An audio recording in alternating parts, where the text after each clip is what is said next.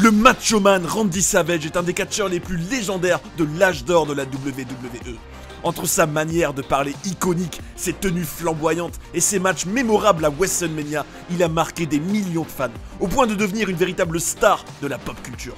C'est un plaisir de vous retrouver sur Johnny Catch pour vous présenter l'épisode final de cette série sur le parcours d'un des personnages les plus charismatiques de l'histoire du catch. Dans l'épisode précédent, que vous devriez absolument regarder, on a pu se rendre compte à quel point, en l'espace de quelques années, le Macho Man est vraiment passé du tout au tout, aussi bien professionnellement que personnellement. De retrouvailles émouvantes à l'écran avec Miss Elizabeth, à un divorce qui lui a brisé le cœur. D'un titre de champion à WrestleMania en 1992, à un rôle de commentateur frustrant, en étant obligé de laisser la place à une nouvelle génération. Dans cet épisode final, vous apprendrez entre autres l'échange touchant que le Macho Man a eu avec son père à l'époque où il était à la WCW, une compagnie qu'il a même failli racheter. Comment il a sorti un album de rap en 2003 dans lequel il prenait notamment à partie Hulk Hogan. Mais aussi comment sa paranoïa a pris des proportions encore plus choquantes avec sa nouvelle petite amie. Et les secrets bouleversants derrière sa mort tragique en 2011.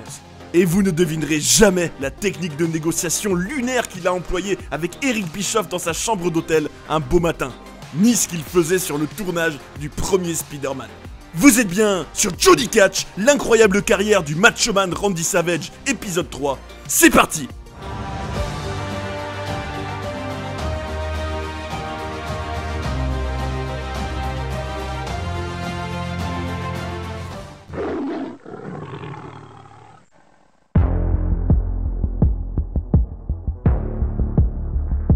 À partir du moment où il est arrivé à la World Championship Wrestling, Randy Savage va passer par une sorte de réactualisation de son passé dans le présent. Et vous allez voir que c'est très surprenant.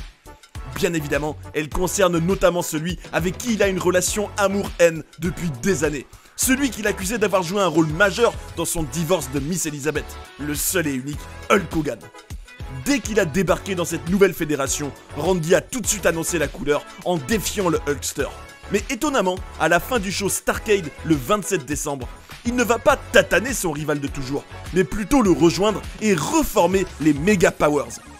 Qui aurait pu imaginer, après cette storyline imprégnée de réel à la fin des années 80 entre eux, cette déclaration où Randy le dézinguait et ces incidents qu'il y avait eu en dehors du ring, qu'à la fin de l'année 1994, l'alliance la plus puissante de l'histoire du catch à ce moment-là renaîtrait de ses cendres. Et sans même parler de l'animosité qu'il y a eu entre eux depuis des années, rendez-vous compte qu'à cet instant précis, on avait donc les deux plus grandes stars pendant la Golden Era de la WWE, qui avait permis à la compagnie de Vince McMahon de battre des records, qui se retrouvaient maintenant tous les deux dans la promotion qui mettait en danger comme jamais la fédération de Stamford.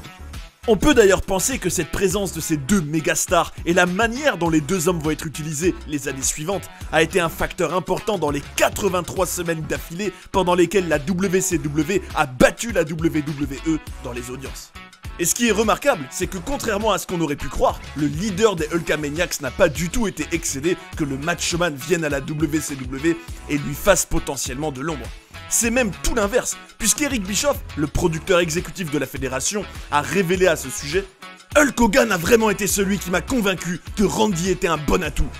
Il voulait faire venir les plus gros noms possibles. Malgré ce qui était alors une relation assez tendue entre eux, Hulk a été celui qui a insisté pour que je contacte Randy. Bischoff va même jusqu'à affirmer qu'il ne pense pas que Savage serait venu à la WCW si Hogan n'y était pas déjà. Est-ce que le Hulkster était déterminé à laisser briller son rival de toujours ? En tout cas, cela semblait en prendre le chemin, puisque le 26 novembre 1995, au pay-per-view World War III, le Macho Man va même devenir le champion de WCW après avoir déjà catché en équipe avec Hogan plus tôt dans l'année. Et figurez-vous qu'un autre passé va être réactualisé à ce moment-là, puisqu'il va se retrouver contre nul autre que Ric Flair, celui qu'il avait affronté à WrestleMania en 1992. Ce dernier lui prendra son titre, mais ce qui est surtout notable, c'est que pour donner une tournure encore plus personnelle à leur rivalité, le Nature Boy avait non seulement attaqué Angelo, le père de Randy, mais avait également réussi à retourner Miss Elizabeth contre Savage. Et non, vous ne rêvez pas. Malgré leur divorce, le Macho Man et Miss Elizabeth se sont retrouvés à l'écran au début de l'année 1996. On peut clairement saluer leur professionnalisme d'avoir réussi à travailler ensemble à cette période, aussi bien en tant qu'alliés qu'en tant qu'ennemis. Et d'ailleurs, pour Randy, c'était une expérience positive, puisqu'il a dit qu'après avoir pu collaborer à nouveau avec Elizabeth à la WCW, il avait un sentiment de boucle bouclée, comme s'ils avaient écrit une vraie fin à leur histoire, en se quittant bons amis. À l'été 1996, un véritable cataclysme va secouer la planète du catch. Le super-héros Hulk Hogan, le grand gentil si populaire, faisait son heel turn légendaire pour devenir Hollywood Hulk Hogan et former le clan du New World Order. Et c'est à noter que Randy Savage fera partie de ses premières victimes, ce qui mettait donc fin à la reformation des Mega Powers. Mais ce que je trouve très intéressant personnellement, c'est que cette fois-ci, par rapport à leur rivalité à la fin des années 80, la dynamique est inversée. Le Macho Man est le face, le gentil, et le Hulkster est méchant. C'était une excellente manière de complètement renouveler l'histoire déjà très forte qu'il y avait entre eux. Et à mes yeux, le point culminant de la mise à jour de cette rivalité, si on peut l'appeler comme cela, a eu lieu au show Halloween Havoc en octobre 1996, lorsqu'il y a tout simplement eu un match pour le championnat du monde poids lourd que Hogan défendait contre Savage. Je trouve que cet affrontement était vraiment passionnant en termes de storytelling, de jeu avec la foule de la part des deux acteurs, d'intensité. En voyant ces deux monuments s'affronter à nouveau, dans une ambiance qui était électrique, au cœur de la période où la WCW était à son sommet en termes d'audience, on ressentait vraiment ce qu'on appelle le Big Fight Feel, cette atmosphère et cette aura d'un gros match. On y notera que pendant toute une partie de la confrontation, Hulk Hogan portait une perruque, que Savage finira par lui enlever et par mettre dans un moment hilarant. Une autre force de ce match était également qu'il prenait le temps d'impliquer de plus en plus les spectateurs, de construire, de raconter une histoire. Je pense par exemple à cette séquence incroyable pendant laquelle Hogan se sert de Miss Elizabeth, qui était venue au ring, comme d'un bouclier face au Macho Man. Une scène qui rappelait leur guerre à WrestleMania 5 où Savage avait fait exactement la même chose avec Elizabeth face à Hulk. C'est d'ailleurs fort symboliquement que Randy ait été le premier vrai adversaire de Hogan une fois que ce dernier est devenu heel. Il n'y a que le dénouement de ce match que je ne trouve pas à la hauteur, avec une intervention du Giant, qu'on connaîtra sous le nom de Big Show à la WWE, qui fera perdre le Macho Man. Ce qui saute également aux yeux dans cette confrontation à Halloween Havoc, c'est l'omniprésence de la marque Slim Jim, la fameuse dont Savage est le visage et la voix depuis 1993, et qu'il a apporté dans ses bagages à la WCW. Et c'est à souligner que Slim Jim a préféré garder Savage et passer à la WCW plutôt que de miser sur une autre superstar de la WWE, ce qui témoigne de sa forte popularité. C'était même le sponsor de l'événement, et on remarque leur logo sur les poteaux du ring et sur la tenue du Macho Man, avec aussi un Monster Truck spécial. Pour l'anecdote, à cette époque, le catcheur Chris Kanyon avait eu le malheur de dire que Savage était un has-been dans l'émission Good Morning America. Et apparemment, le Macho Man a failli perdre son contrat avec Slim Jim, puisque la marque hésitait déjà à le garder, puisqu'elle se demandait s'il n'était pas devenu ringard. Et cette sortie de Kanyon avait encore plus amplifié ses doutes. Après cela, Randy était excédé, et son collègue de la WCW, Diamond Dallas Page, avait prévenu Kanyon qu'il ferait mieux de s'excuser. Ce que ce dernier a fait en laissant un message sur son répondeur parce qu'il avait peur pour sa vie. En fin de compte, il n'aura pas de nouvelles de lui pendant des mois, et heureusement, Savage aura quand même un nouveau contrat à $1 million. Quand ils se sont vus, le Macho Man a dit à Kanyon que tout était réglé entre eux, mais que si sa déclaration lui avait coûté son contrat avec Slim Jim, par le trident de Poséidon, il lui aurait infligé une raclée à $1 million. Et une autre scène incroyable impliquant le Macho Man avait eu lieu à l'époque de Halloween Havoc. A priori, Savage avait donné rendez-vous à Eric Bischoff dans sa chambre d'hôtel à 8h du matin, le jour du show, pour la négociation de son nouveau contrat. Selon Bischoff, c'était une grande suite dans laquelle il y avait une table avec plus d'une centaine de bouteilles de bière et de la nourriture. À un moment, en plein dans cette négociation, Savage avait dit à Bischoff de venir dans la salle de bain, et ce dernier a eu la surprise de découvrir le Macho Man totalement nu et rasé de près, du menton aux orteils. Et là, un monsieur du room service a toqué à la porte pour apporter de la nourriture. Bischoff lui a ouvert, le monsieur a vu cette scène, et Bischoff a fini par avoir peur parce qu'il s'est dit que le lendemain dans les journaux, on pourrait lire que le Macho Man et lui sont en couple. Ce qui est sûr, c'est qu'il s'agissait d'une technique de négociation pour le moins originale de la part de Randy Savage, à quelques heures de son match contre Hulk Hogan. Et justement, on peut dire que ce dernier a marqué la période du macho-man à la WCW de son empreinte, et plutôt négativement, puisqu'en avril 1998, Savage gagnera à nouveau le titre poids lourd contre Sting à Spring Stampede. Mais son règne sera très court parce que dès le lendemain, Hulk Hogan lui reprendra la ceinture. Et c'est à noter qu'en 1997, Randy avait rejoint le New World Order. C'est un peu comme si, d'une certaine manière, Savage avait sans cesse dû exister dans l'ombre du Hulkster, qu'il y avait toujours ce nuage noir au-dessus de lui. Et c'est quand même fou de se dire que dans sa carrière, le Macho-Man n'aura jamais réussi à avoir une grande victoire contre Hulk Hogan, qui restera à jamais son rival ultime. Et vous verrez que c'est quelque chose qui le hantait vraiment, vu ce qu'il a fait plusieurs années après. Dans sa période à la WCW, ce qui restera peut-être la rivalité la plus marquante de Randy Savage, c'est celle qu'il a eue contre Diamond Dallas Page, DDP. Il faut savoir que leur feud avait duré plusieurs mois en 1997 et avait été désigné rivalité de l'année par le magazine Pro Wrestling Illustrated. À cette époque où les vétérans et leurs égos surdimensionnés faisaient la loi à la WCW, Randy Savage a été un des rares à mettre en avant un nouveau catcheur qui le méritait selon lui. Et c'est quelque chose dont DDP a pleinement eu la valeur et qui a mené à une conversation touchante entre le Macho-Man et son père Angelo, puisque voilà ce que DDP a raconté. C'était la période de Thanksgiving et je pensais aux personnes envers qui je suis reconnaissant et qui ne le savaient pas. Et Randy en faisait partie. Alors, je l'ai appelé, mais il ne répondait jamais au téléphone. Alors, je lui ai laissé un message.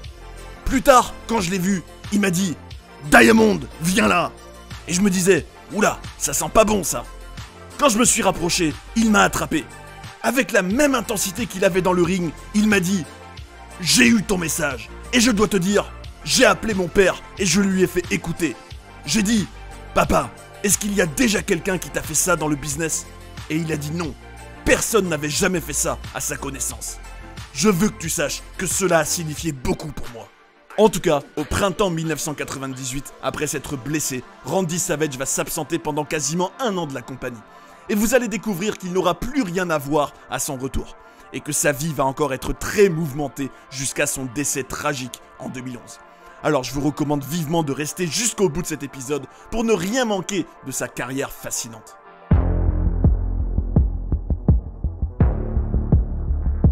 Au moment où Randy Savage est resté à la maison pendant plusieurs mois à cause d'une blessure, on était en plein dans l'année 1998. Et du côté de la WWE, le tournant vers l'attitude era était de plus en plus prononcé. Le catch allait vers le politiquement incorrect, le sulfureux, le réalisme, comme le reflet d'une époque bien plus permissive.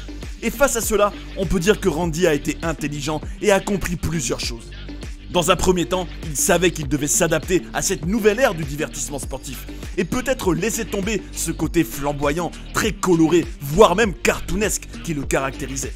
Et dans un second temps, il a tout simplement intégré qu'à l'approche de la cinquantaine et avec l'accumulation des blessures, il n'était plus en état de faire tout ce qu'il faisait avant et qu'il devait essayer de camoufler cela.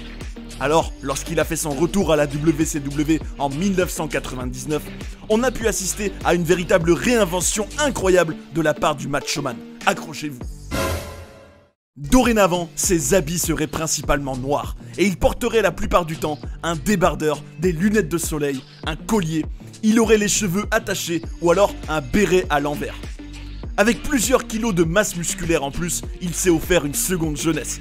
Et à titre personnel, je trouve que son style est impressionnant par la foudre de Zeus. Toujours aussi larger than life, mais dans un autre registre où il avait l'air d'un sacré dur à cuire. Et avec un nouveau theme song hard rock aux antipodes de son Pomp and Circumstance de jadis. Et ce n'est pas tout. Désormais, il serait également accompagné par la Team Madness, à savoir 3 jolies blondes, dont sa nouvelle petite amie de 22 ans qu'il avait rencontrée dans un club de striptease dans la baie de Tampa, Stephanie Bellars. Mais dans le catch, son nom serait Gorgeous George. Alors à ce moment-là, on se souvient de l'époque où Randy avait choisi son theme song symbolique et légendaire à la WWE, qui était en réalité le même qu'un certain Gorgeous George, qui était une star du catch dans les années 40 et 50, et qui avait été un mentor pour son père, Angelo. Est-ce que le fait que Stephanie Bellars adopte le même nom que ce catcheur qui a inspiré Randy était le fruit du hasard? La réponse est non. En fait, le Macho-Man était un tellement grand fan du Gorgeous George d'origine qu'il a acheté les droits de son nom et qu'il a donc eu la possibilité de l'utiliser légalement. Et c'est ainsi qu'il a donc donné ce nom à sa copine et qu'il a en quelque sorte rendu hommage à son idole. Ce relooking total et cette réinvention de son personnage ont plutôt réussi à Randy Savage, puisqu'il gagnera à nouveau le championnat du monde poids lourd en juillet au show Bash at the Beach, même si une fois de plus, Hulk Hogan l'a gagné en le battant dès le lendemain. Et on peut relever ce qui restera son dernier match de premier plan que Savage a eu à Road Wild en août 1999 contre le célèbre basketteur Dennis Rodman. En dehors du ring, à cette époque, le Macho-Man a également fait des siennes.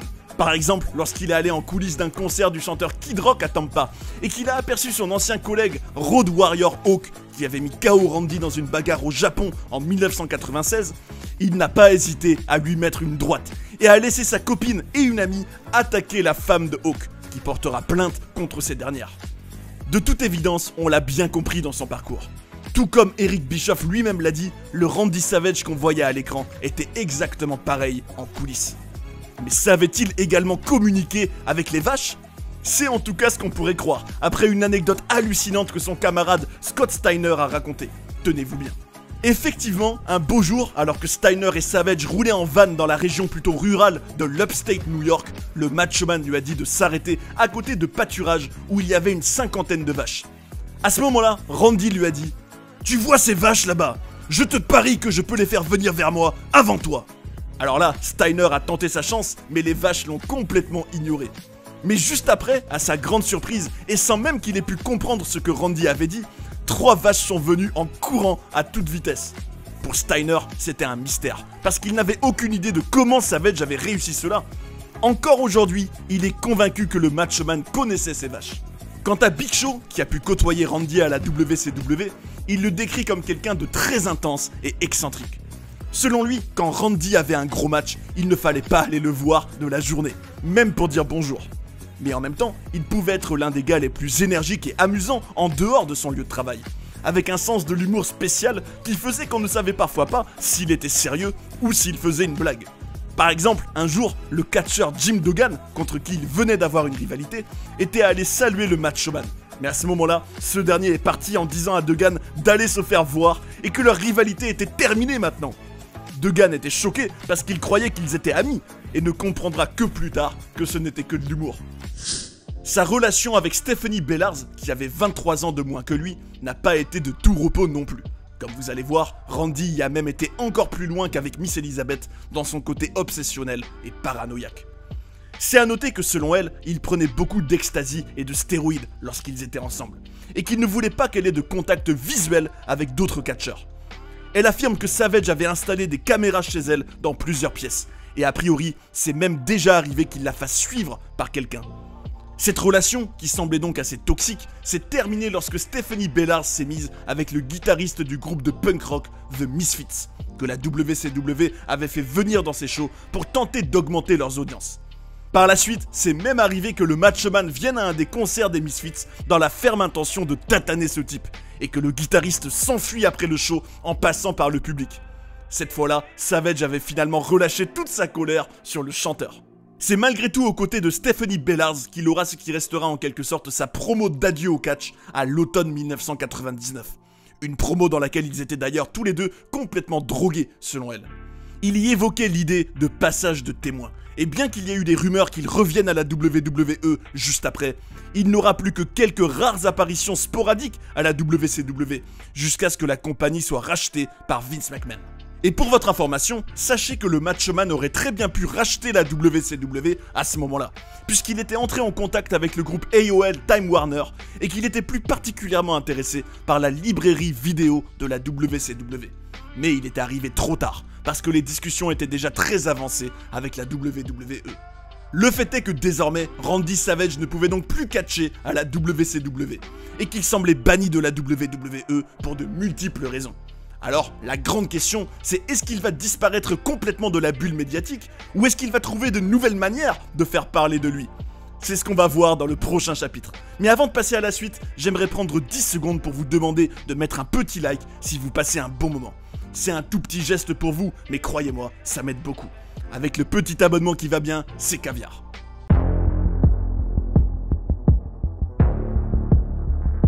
Les projets du Macho-Man Randy Savage en dehors du catch ont été pour le moins étonnants. Là où certains auraient pu croire qu'il allait peut-être écrire son autobiographie ou ouvrir sa propre école de catch, il a pris tout le monde à contre-pied. En 2002, on va le retrouver dans le premier film de la saga Spider-Man, le célèbre homme araignée dont il était fan quand il était plus jeune. Et pour l'anecdote, souvenez-vous qu'à l'époque où son club de baseball lui interdisait de pratiquer d'autres activités sportives, il catchait en secret en étant masqué et en se faisant appeler Spider en clin d'œil à ce super-héros. Il y aura le rôle de Bonzo McGraw, et il s'est tellement investi dans ce projet qu'il tenait absolument à effectuer lui-même ses cascades, et qu'il s'est blessé en se faisant jeter plusieurs fois d'affilée sur une cage et en atterrissant sur la tête. Personne ne pourra lui enlever qu'il a joué dans un des plus gros succès au cinéma de l'année 2002. Et sur le tournage, il s'est bien amusé, puisque selon l'acteur Bruce Campbell, qui partageait sa caravane, Savage recevait régulièrement des invités, ES, dans sa loge. Et les bruits qui en sortaient laissaient facilement imaginer ce qu'il s'y passait. Mais le projet le plus fou de Randy Savage, c'est largement l'album de rap qu'il a sorti à l'automne 2003, intitulé Be a Man, soit un homme, dont le titre éponyme était adressé à Hulk Hogan. Pouvez-vous seulement imaginer que le Macho Man a écrit une chanson dans laquelle il prenait à partie le Hulkster ? Il y disait par exemple qu'il était un gros minable qui dansait en collant comme une ballerine, que ses films et son jeu d'acteur étaient catastrophiques. Son intention était claire, il défiait son ennemi de toujours. Et dans une interview, il évoquait même l'idée de l'affronter dans une vraie bagarre à WrestleMania 20.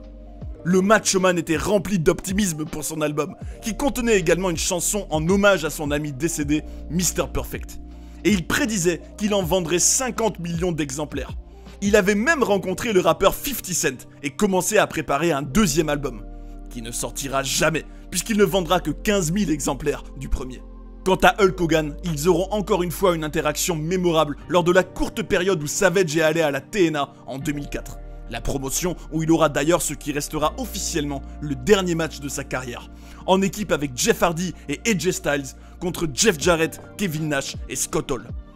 En coulisses d'un show, le Hulkster était allé voir le Macho Man, qui avait apparemment passé sa journée à boire. Alors que Hogan était venu en paix, en parlant poliment, malgré la chanson dans laquelle Randy l'avait attaqué, ce dernier refusait toute réconciliation. Et quand Hulk a été un homme, comme Savage lui réclamait de l'être dans son album de rap, et qu'il lui a proposé d'aller dehors, Randy n'a pas voulu venir. Un comportement pour le moins paradoxal.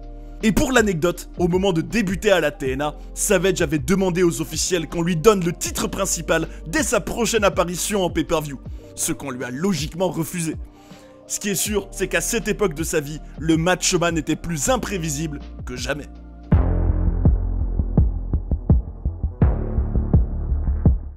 Malheureusement, ce qui a forcément eu une influence sur Randy Savage en 2003 et les années suivantes, c'est la mort tragique de Miss Elizabeth le 1er mai, la femme qu'il a aimée pendant de longues années, à seulement 42 ans. Hélas, celle que le Macho Man voulait protéger contre les dérives du business du catch lorsqu'ils étaient ensemble, avait fini par en être une victime. Alors qu'elle était en couple avec le catcheur Lex Luger, qui abusait lui-même de l'alcool et qui a déjà été arrêté pour violence conjugale envers elle, elle est décédée après avoir mélangé l'alcool et les antidouleurs. Randy dira à la famille d'Elizabeth qu'il pouvait lui demander tout ce qu'il voulait. Et selon Ric Flair, Savage n'avait jamais réussi à tourner la page intérieurement après leur divorce. D'après le Nature Boy, Randy l'aimait toujours. Et il pense que cela a dû être une torture pour lui de l'avoir épousé à un avocat, puis se mettre avec Lex Luger à l'époque où ils étaient tous à la WCW. Quelques années plus tard, en mars 2010, c'est le père de Randy, Angelo, celui qui a joué un rôle si important dans cette intensité qu'il a développée au fil des années, qui décédera. Encore peu de temps avant, le Macho Man payait des voyages en Europe à ses parents et avait offert une Cadillac à son père pour ses 70 ans.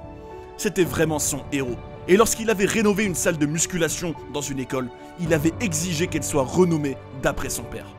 La mère de Randy a raconté qu'après la mort d'Angelo, il est rentré à la maison et qu'il a fait des trous dans le mur en y mettant des coups de poing. Sur une note plus joyeuse, au mois de mai 2010, soit quelques semaines après le décès de son père, Randy Savage vivra un événement qui semble l'avoir profondément marqué au vu de la suite, dont on va parler. Effectivement, il va épouser son amour de jeunesse, Lynn, avec qui il était à l'époque où il était au lycée et qu'il faisait encore du baseball. La manière dont ils se sont retrouvés après toutes ces années est assez remarquable, puisqu'une femme était allée voir Randy alors qu'il était à la salle de sport en se présentant comme la meilleure amie de Lynn, et lui avait tout simplement demandé s'il voulait la rencontrer. Leur mariage aura lieu sur la même plage où ils s'étaient rencontrés jadis. Le Macho Man était plus heureux que jamais les mois suivants, et on peut imaginer que sous l'influence de cette relation, mais aussi de ses tragédies au fil des années, il a évolué en tant qu'être humain, puisqu'il a lui-même dit « J'ai beaucoup changé dans ma vie. J'étais inquiet pour ma femme à l'époque. C'est très dur de lâcher prise, mais il le faut. » Ces épreuves et ce changement se sont retrouvés dans ce qu'il s'est passé les mois suivants. En juillet 2010, il faisait une apparition vidéo au festival Comic-Con de San Diego, où il présentait la première nouvelle figurine faite de lui sous la licence de la WWE depuis 16 ans. Le Macho Man semblait donc se rapprocher de la compagnie de Vince McMahon après toutes ces années, et une réconciliation semblait envisageable. Il faut également souligner qu'à cette époque de sa vie, il s'impliquait également dans le travail caritatif, en apprenant par exemple à des enfants comment s'entraîner. Mais la vraie réconciliation ultime que Randy Savage vivra sera celle avec son ennemi de toujours.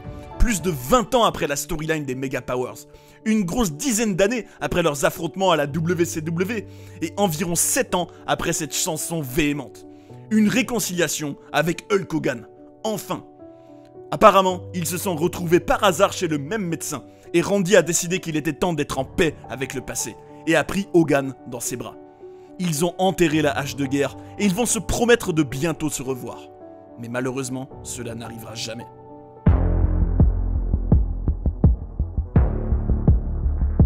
Le 20 mai 2011, Randy Savage roulait en voiture avec son épouse, avec qui il venait de passer leur premier anniversaire de mariage. La veille, Randy rigolait encore avec son frère. Pas si longtemps avant, alors qu'il avait accompagné sa mère chez le médecin et que ce dernier avait voulu faire un check-up à Randy pour être sûr qu'il ne s'agissait pas d'un problème héréditaire, il n'avait pas voulu le faire. Alors que, selon le docteur, cela aurait pu empêcher ce qui va arriver. Au volant de la voiture, il va être victime d'une attaque cardiaque et perdre le contrôle du véhicule pour au final perdre la vie à l'âge de 58 ans. Ses anciens collègues seront dévastés par son décès et ses cendres seront dispersées sur sa propriété, tout comme il l'avait fait lui-même pour celle de son chien Hercules qu'il aimait beaucoup. Malheureusement, alors que ce début de réconciliation avec la WWE semblait pouvoir mener à un retour, il n'aura pas eu l'occasion d'y revenir et de définitivement boucler la boucle. A priori, alors qu'il était encore vivant, Randy avait été contacté par Vince McMahon pour être intronisé dans le Hall of Fame de la WWE, mais le Macho Man refusait d'y être intronisé sans son père et son frère. Un refus qui montre bien à quel point sa famille était plus importante que tout pour lui, y compris sa gloire personnelle. Au final, en 2015, il en fera malgré tout partie à titre posthume, un honneur largement mérité pour cette légende dont le parcours n'aura jamais cessé de nous surprendre. Et qui de mieux que son frère Lanny, lui qui l'a toujours accompagné dans cette longue épopée depuis le début, pour prendre du recul sur la vie du Macho Man. Randy a pris le catch bien plus au sérieux que moi. Parce que lorsque je n'avais pas un bon match, je ne m'en voulais pas. Mais Randy, oui. Cela l'embêtait énormément. Mais c'est pour cela qu'il n'est plus vivant. Parce que tu t'épuises si tu te soucies autant. Je me considère plus chanceux que lui parce qu'il a eu les matchs. Mais c'est moi qui suis resté en vie pour en parler. Et c'est ainsi que se termine notre série sur l'incroyable carrière du Macho Man Randy Savage. Tout au long de ce parcours richissime, on a pu apprécier son intensité, ses matchs mémorables contre Hulk Hogan, l'Ultimate Warrior et Ricky Steamboat pour ne citer que, et son importance dans toute la Golden Era de la WWE et dans l'histoire du catch plus généralement, qu'il a largement contribué à rendre mainstream. Il a su créer un personnage unique, et par son exigence et son perfectionnisme dès son plus jeune âge, tirer le meilleur de ses adversaires. Bien évidemment, il semblait également avoir ses failles en tant qu'être humain, mais c'est beau de voir qu'il avait l'air d'avoir enfin trouvé la paix à la fin de sa vie mouvementée. Après vous être plongé dans sa carrière, j'ai un débat pour vous. À vos yeux, quel est son meilleur match ? Venez en parler dans les commentaires, je me demande bien lequel vous préférez, et ce sera intéressant de partager nos avis, parce que c'est le catch comme on l'aime.